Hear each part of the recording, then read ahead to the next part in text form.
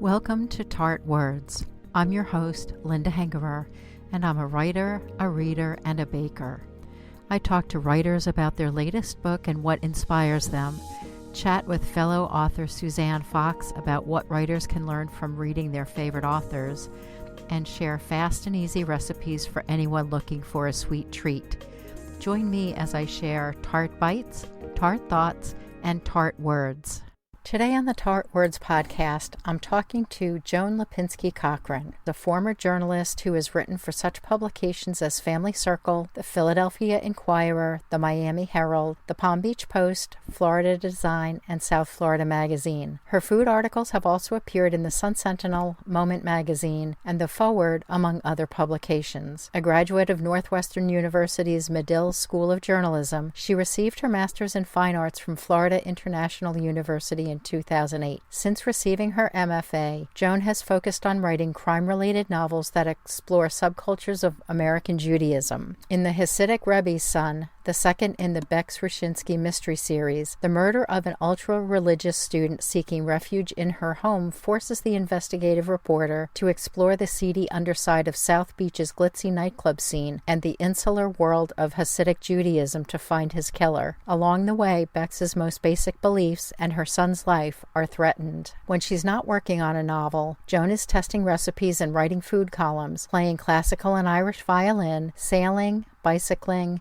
traveling, and reading. A Miami native, she lives in Boca Raton, Florida with her husband and cats. I first met Joan when we were both members of Mystery Writers of America, the Florida chapter, and I've seen her many times at chapter meetings and at Sleuth Fest, the Florida chapter of MWA's annual writers conference. Welcome to the podcast, Joan. I'm looking forward to hearing more about your books. Well, thank you so much for having me. Tell me about your latest book. Well, my latest book is called The Hasidic Rabbi's Son. Basically, my protagonist, Becks Ruchinsky, is a former investigative reporter who's now freelancing as a food writer. She has two college-age sons, one of whom has Asperger's syndrome. So when this boy brings a Hasidic college friend home to Boca Raton and asks Becks to hide him, she's skeptical, but agrees. The boy, Menachem, claims he left his religious community in New York years ago, and now someone from that community has shown up on campus and intends to kidnap him. Well, Becks, again, agrees to take the boy in, but doesn't take his fears very seriously. Then 3 days later, he leaves the house to pick up dinner at a supermarket and doesn't return. And then 2 days later, his body is found floating in a canal near Becks' home. Police insist the boy's drowning was an accident, but Becks isn't buying. She's beside herself, of course, with grief and regret and guilt, but keeps hitting a stone wall with, law enforcement. So she begins her own investigation ultimately. And that again takes her from the glitzy South Beach nightclub scene to secretive Hasidic enclaves in New York State. And being a mystery and all, what she uncovers is a much bigger scandal than she ever imagined. Mm-hmm. Does her background as an investigative reporter play into her investigation? Absolutely. She knows how to search databases. She has connections in the police department. And she has in particular one friend that she worked with who had been a researcher at her old newspaper, who she's teamed up with she's a private investigator named Maya. The two of them work very closely together to identify who they think the killer is. And she's a food writer now. So does food play into this, or do you have recipes? One of the things she's doing to try to become more independent from her husband, who she's been having problems with, is she's trying to write cookbooks. And of course, she writes for newspapers as well. So she discusses food a lot in the book. And then I separately created I initially had the recipes in the book, but took them out and have made them available to readers. It's certainly a very important part of who she is. How did you get the idea for her? For the character in the first place? Yes. It's interesting. I just started writing and in a way she came to me. I was writing in the first person, and really one of the most useful tips a professor gave me while working on my master's was to find a picture of a person or identify someone who looked like I imagined my character looked, and then assign her distinctive qualities. So Becks Ruchinsky was initially based on a very determined, dogged woman, actually a lawyer I greatly admired, who went after what she wanted and usually got it. And then I went on to add characteristics of other people I knew or who I met or saw on television and movies, both physically and mental characteristics and emotional characteristics. Personality. So, the personality. So she's physically an amalgam of a few people, all sort of dark, tall, shaggy-haired, unselfconscious women who don't waste much attention on their appearance. And of course, she's smart and decisive and forthright, while still managing to be kind and nurturing. I like her very much. She's very tall, too. Something I'm not. Often wish I was, or at least taller. Oh, me too. My desire to be unselfconscious and to be taller or play out in Becks. To care less what people think about you. Exactly. And she's got a family. She's got a family. She has 2 sons. One has Asperger's, and he's the reason she's no longer working for a newspaper. It was too much trying to manage his life while trying to work full time. So food writing is just a way for her to keep her hand in until she can go back to work. She expected to take 6 months off, but that, of course, turned into many years. How old are her children? Gabe just started college, so he's 18, and then he's at the university in Miami. I shouldn't name one. And then Josh is up in Georgia going to university, and he's a senior, so he's 21, 22, and they're very different people. And you mentioned that she's having problems with her husband. She's been resentful of him for quite a while because, when they worked things out, she ended up being the one who had to take time off from her career, and she tried to be understanding about that, but he really didn't take on the responsibility she expected him to. When he has an affair with his nurse, she's totally outraged. She basically throws him out of the house. That happens in the previous book called The Yiddish Gangster's Daughter. In this book, she has taken him back, but she's finding him a bit overbearing. He's a little too involved in her life. She wants to be independent, but he's very frightened that she'll be hurt, that something will happen to her, or that something will happen to their children because of her investigations. And he's not far off base, in fact. Is she capable of taking care of herself? Oh, she's quite capable of taking care of herself. Like I said, she's smart and she has the connections. Occasionally she'll do something pretty stupid, but usually she she bounces back from it. She comes back from it. She knows how to take care of herself. There's no question about that. She's tough. She's very tough female characters. Oh, I do too. Like I said, she's dogged, she's determined, but she's also smart enough to take care of herself. Right. How did you get the idea for this story? Oh, that's an interesting story in and of itself. It actually happened at a dinner party. I was actually at a friend's house, and a young man started telling me about how he had grown up in a very Hasidic, very religious community in London, caused a big stir when he left the community. His father had been a important rabbi there. When he left, it was a big stink, but he couldn't speak English because all they spoke was Yiddish. He'd never seen television. And as with most Hasidic Jews in, London and in New York and many places, he had no secular education. He had only studied Torah. So he had gone through some pretty remarkable hoops to become educated. And he was going to MIT when I met him. So he was obviously a smart boy, smart young man. And since then, of course, that was a starting point. Of course, then I started reading a great deal about the subject of Hasidic Judaism. And it's a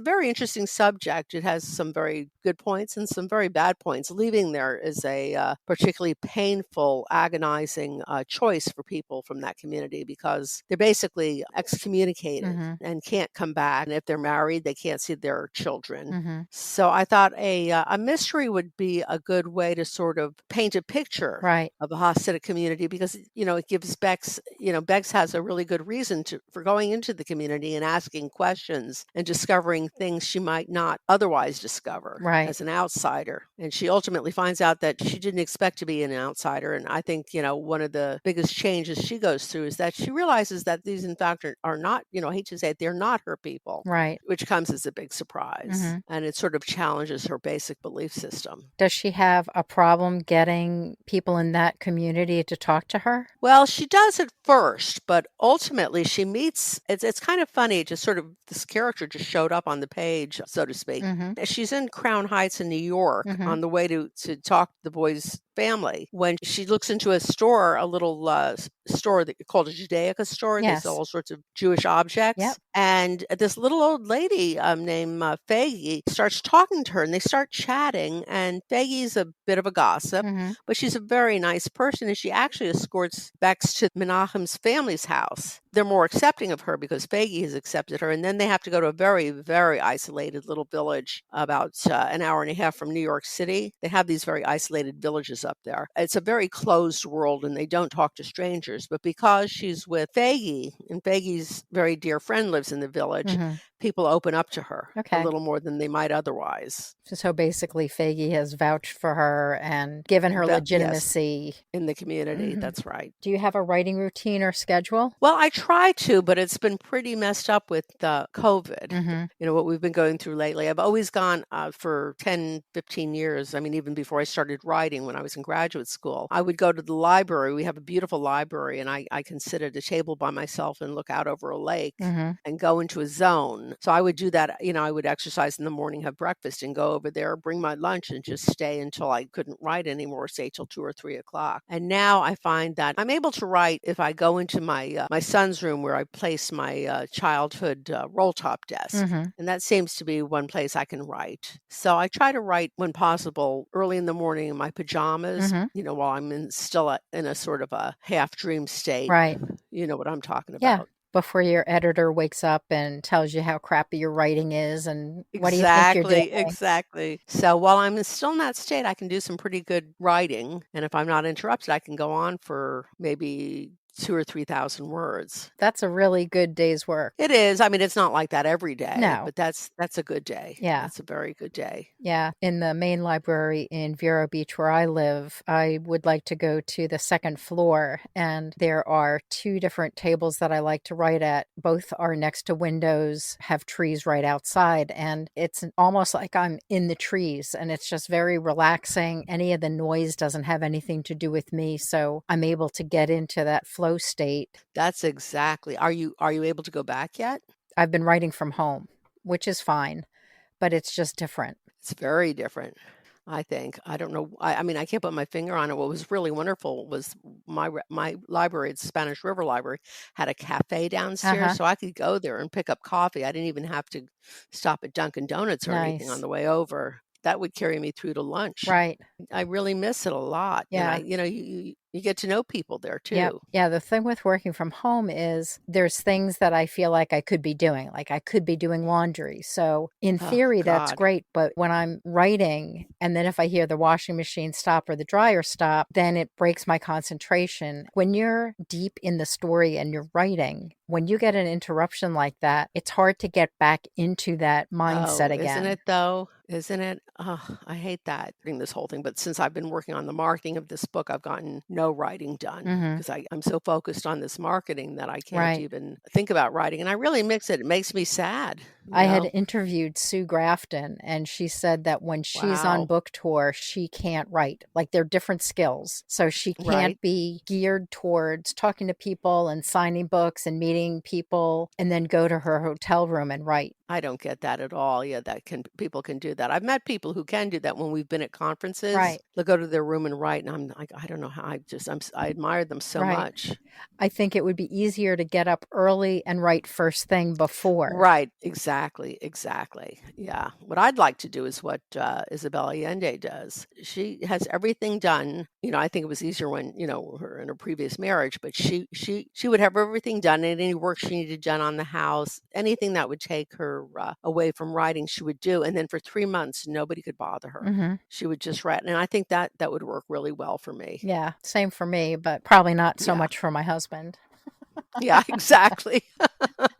When you finish the marketing for this book, do you have an idea for your next book? Yeah, I'm about 5 chapters into another book. My books explore subcultures of American Judaism. The first one dealt with Jewish gangsters from the 40s and 50s in Miami and New York. And then the second one, Hasidic is the Hasids are a very different subculture. Now, I grew up in Miami among Cuban Jews. I was growing up in Miami at the time Castro's revolution. So we had many Jewish people coming over, but they never really mixed with American Jews, which is curious. I've learned a lot about that. So I've been talking to a lot of people in that community, reading a lot, and I'm sort of combining it with another book I had started but decided not to finish. One of my cousins was a very successful artist. You've probably heard of Amy Winehouse. Yeah. The whole thing about her being famous was just also all very sort of foreign and weird to the family. But when she died and all these really famous people came to her funeral is sort of when everybody realized that Amy was famous. And there were a lot of kind of strange and interesting things that happened at that point that I wanted to write about, but it wasn't working out for me. So I decided to sort of combine that book with this book. So I'm dealing with a well-known Cuban Jewish musician who, well, I guess it's a murder mystery, so I can give it away. She's killed. And Becks is her cousin, a long-lost cousin. So it provided an opportunity for me to explore that community and also explored the world of music. I was having a whole lot of fun with it, but then when this book came out, I just had to drop that. So it's going to take a while to get back into that mental space. Becks sounds like an interesting woman I'd like to spend time with, and I look forward to reading your books. I'll have a link to your website in the show notes so anyone can find out more information about your books. Thank you for coming on the podcast, Joan. This has been a pleasure. It's been a pleasure speaking with you as well, and thank you for having me. Oh, you're quite welcome. Thank you for joining me this week. To view the complete show notes and the links mentioned in today's episode, visit tartwords.com/tart113. Follow now in the app you're using to listen to this podcast, or sign up for email alerts through an easy sign-up form for bakers, readers, and writers at tartwords.com/about. Thank you again for joining me, Linda Hengerer, for this episode of Tart Words.